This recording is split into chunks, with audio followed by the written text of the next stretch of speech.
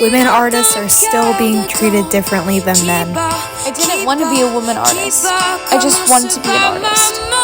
Adele Anise Collin Taduze, born 1822, was the daughter of painter and lithographer Alexandre Marie Collin and the second oldest of the Collin family. And Anise supported her family through the production of fashion illustrations for magazines such as La Mode Illustrée. This exhibit showcases several of her works, including the 1845 Dresses by Camille and the 1855 fashion plate from Le Conseil des Dames et Demoiselles. Her fashion is marked by intimate and domestic depictions of women and children, presenting them in a soft, feminine light. Fashion plates of the mid-1880s emphasized a long, slender waist created by the Coursier corset and the triumphant mass of the skirt swept over the high bustle.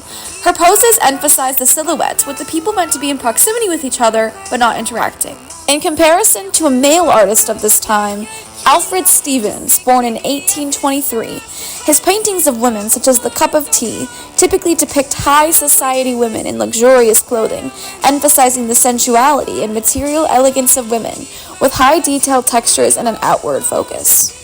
The second artist featured in this exhibit is Mary Stevenson Cassatt. Born in 1844, she was an American printmaker and a leading figure of the Impressionist movement in Paris.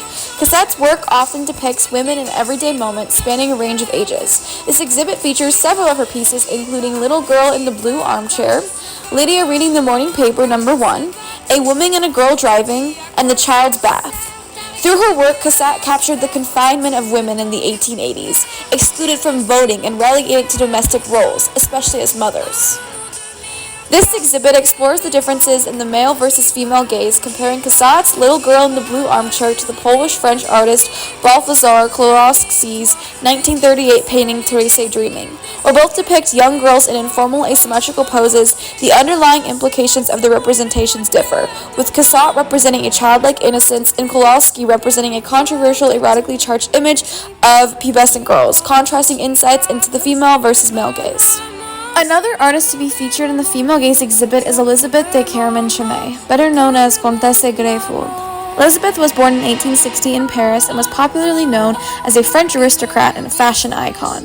Some of Comtesse Greyfold's most famous pieces included in this exhibit are the House of Worth lily dress, the House of Worth tea gown, and the 1904 Byzantine Mother of the Bride dress. Through her impeccable style, the Comtesse embodies the modern woman of the late 1800s, with luminous gowns, bustles, and corsets.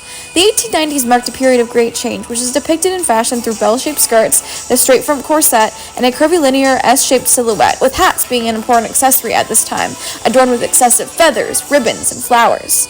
Elizabeth's role in fashion is captured through the concept of the fashion rediscovered, showcasing her influence in shaping Paris trends. Also to note was how influential Elizabeth was in society at this time, launching a fashion for greyhound racing and helping out scientists as a philanthropist, aiding Marie Curie in financing the creation of the Institute of Radium, and Edouard Branly in pursuing his research on radio transmission and telemechanical systems. This exhibit also captures the male gaze through the works of Paul Nadar, whose photographs of the lily dress are iconic, and Marcel Proust, who used Elizabeth as a model for his character, the Duchess de Guermantes, in his literary work In Search of Lost Time. The last female artist exhibited in the female gaze exhibit is Elsa Schiaparelli. Born in Italy in 1890, Elsa was known for her surrealist approach to fashion. In the early 1920s and 30s, she was in direct competition with Coco Chanel, a famous French fashion designer. Schiaparelli's typical silhouette emphasized and extended the shoulders with peaks and padding, creating a high and narrow waistline and lengthening hemlines down the knee.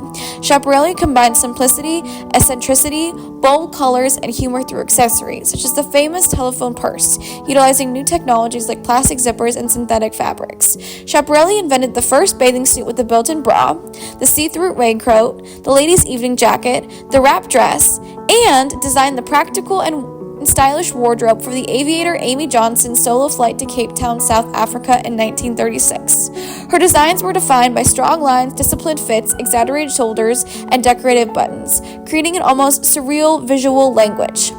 This exhibit showcases some of Elsa's most eccentric pieces, such as the 1937 photographed suit and show hat, her 1939 music collection, and the 1937 lobster dress. Schiaparelli's fashion represents a playful surrealism, challenging traditional norms and empowering women to feel bold and liberated, rather than confined by conventional ideals.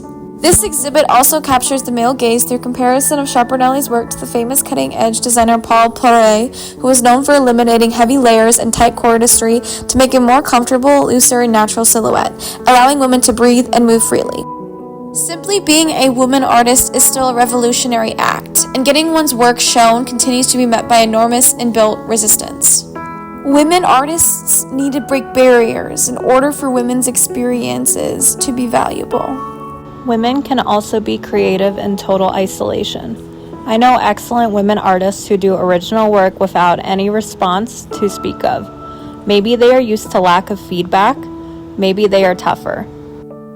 This exhibit, The Female Gaze, presents a fresh perspective on women's fashion from the late 1800s to the early 1900s, focusing on the female gaze as seen through the eyes of female artists.